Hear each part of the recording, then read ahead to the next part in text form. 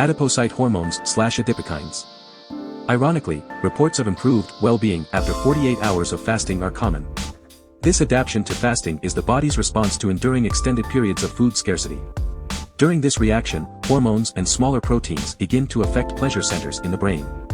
There is also a significant reduction of hunger-inducing hormones. Initially, this helped to increase endurance, allowing the body to track prey over greater distances. Today, if manipulated suitably, fasting helps to improve mental keenness and performance. Researchers have named hormones and molecular components that play central roles in balancing hunger with food consumption. Listed below are significant players of interest. 1. Adiponectin. 2. Leptin. 3. Ghrelin. The complete understanding of these hormones and their molecular interactions is beyond the scope of this book, requiring years of study. This section aims to introduce the reader to the hormonal and cellular activities that orchestrate internal balance. Otherwise known as homeostasis. The music of life involves interaction between hormones and other molecules that support the body's internal balance, like body temperature, glucose levels, and fluid equilibrium, which are familiar aspects of human physiology. This intricate level of interconnection and communication between cells is essential for life. Like a vast symphony of musical instruments harmonizing to make beautiful music, so too do our biological systems require a finely tuned, razor-sharp interplay between their participants. Directing this orchestra of life are molecules called hormones, which I compared to the symphony conductor, leading the musician's responses. Hormones are produced by endocrine cells, glands, and released into the blood circulation and targets distant organs. These molecules affect distant organs such as the heart or pancreas for their intended purpose. When hunger begins to set in, declining glucose levels set off triggers in the brain and pancreas, resulting in an awareness of the impending need for energy. Counterbalancing hunger, hormones like glucagon and adrenaline are then activated. Glucagon stimulates a release of glucose from the liver intended to replenish circulating glucose levels, thus reducing the hunger drive. This counterbalancing is called a feedback loop, an integral function of homeostasis. Negative feedback loops are involved with other familiar hormones throughout the body like thyroid and estrogen. In a healthy person, negative loops are complex and essential for supporting life. Think of it like a teeter-totter, where the on side is up, and the other is down, yet connected. When it comes to our bodies, feedback loops are also like the yin-yang diagrams. The action of one part of a system affects another either by increasing or decreasing activity.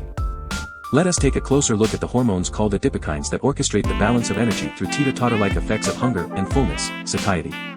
Adipose and gastrointestinal cells make adipokines called ghrelin, leptin, and adiponectin. The cellular interactions affected by these adipokines are the primary regulators of both energy intake and energy expenditure. The hormone ghrelin, referred to as the hunger hormone, stimulates food intake, hunger, while leptin is the opposite, satiety. Through a complex network of cell communications, these natural hormones play significant roles in managing food intake. The result, we experience either hunger or a sense of fullness.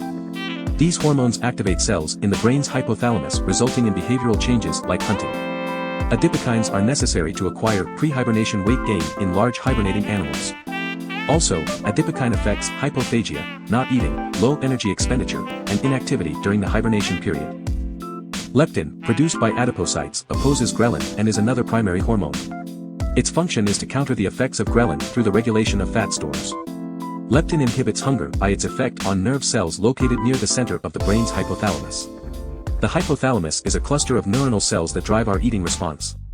When leptin levels are high, a physiologic increase in energy expenditure occurs, especially for digestion, where energy is diverted to processing and storing consumed foods. When leptin levels reach a certain point, the body naturally moves towards a condition of rest and digest, activated by the parasympathetic component of the autonomic nervous system. The body switches to anabolic metabolism, where fatty acids form triglycerides within fat cells. Feelings of tiredness or lethargy after a meal is the result of these hormones. Under normal conditions, a lowering of circulating leptin levels triggers behavioral, metabolic, and endocrine responses to restore the body's energy reserves. Effectively, this signals the onset of hunger as the body begins to feel the all-too-familiar hunger pangs and discomfort that encourage us to eat. There is a growing awareness that people who suffer severe weight problems are resistant to the effects of leptin, thus never quite feel full and consequently overconsume nutrients. This response places anabolic processes into overdrive. A positive feedback loop describes the person's ever-increasing leptin levels and failure to sense satiety despite the increasing weight.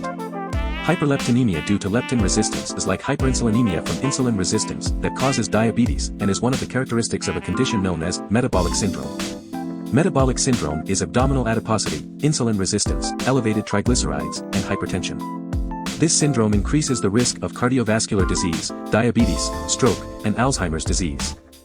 When the body is exposed to a high-fat diet over a long enough period, leptin levels remain high.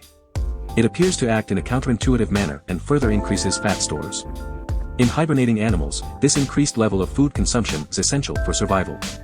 By stockpiling surplus calories, which is one of the primary functions of adipocytes, the body can sustain itself over extended periods of food scarcity. For example, bears need to gain weight for hibernation, increasing food consumption of fats such as salmon as the winter months approach. However, in other situations, this double effect of leptin can prove detrimental as a primary cause of diet-induced obesity. Adiponectin. The hormone adiponectin plays a pivotal role in stopping and preventing metabolic derangements. A protective molecule secreted from fatty tissue, it has unique features. Circulating levels of adiponectin tend to be 5 times greater than all other adipokine hormones. Adiponectin is active when body fat is low, and caloric restriction is present.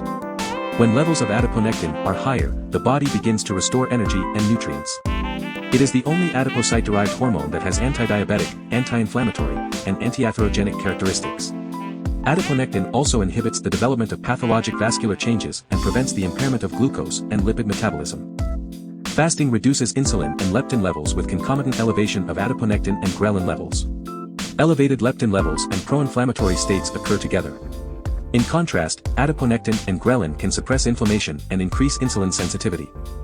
Fasting has health benefits beyond weight loss demonstrated by medical research, like the anti-metabolic syndrome effects of calorie restriction in healthy young men with BMI of 25. After 15 days of alternate day fasting, their insulin sensitivity increased significantly. Ketones and adiponectin were both elevated without significant changes in body weight. Fasting can potentially reverse metabolic syndrome by increasing insulin and leptin sensitivity, suppressing inflammation, and stimulating autophagy. Hunger management with regular fasting affects cells throughout the body and brain and may even elicit changes in the gut microbiota that protect against disease. Summary. The gastrointestinal cells produce ghrelin and stimulate hunger by interacting with the hypothalamus, called the hunger hormone. Various other proteins are circulating inside our bodies that have anti-obesity properties. For example, fat cells produce and release these adipokines like leptin and adiponectin. In the normal weight range, such proteins and hormones have beneficial effects of reducing clearance of cholesterol and better insulin and glucose utilization responses. When we are hungry, beneficial effects occur, in addition to the potential for weight loss. If communication between cells is disrupted or changed, problems arise, such as overeating. For example, if a person is resistant to elevated leptin levels, they may experience pervasive hunger leading to morbid obesity and metabolic syndrome. Overconsumption can induce resistance to these adipokines and hormones. Such resistance disrupts homeostasis and increases the risks of severe diseases. Overall, adipokines orchestrate healthy responses in our bodies. There are significant challenges for fasting as a lifestyle to treat or prevent metabolic disorders. The hunger management strategy focuses on the human hunger drive. Increased self-awareness of this human drive, you can use innate abilities of self-control in the modern era of global food security. Key takeaways. 1. Appetite, craving, and hunger are not the same. 2. Hunger is a drive regulated by our physiology and closely tied to emotions. 3. Ghrelin hormone promotes food intake and leptin hormone promotes satiety. 4. Adiponectin is a hormone with healthy metabolic effects. 5. Metabolic syndrome is a pathologic condition stemming from overconsumption resulting in abnormal responses to adipokines and hormones. For more information refer to the book, Hunger Management, Health and Longevity. And visit the website, www.hunger-management.com. From the Hunger Management Group, happy holidays and live long and prosper.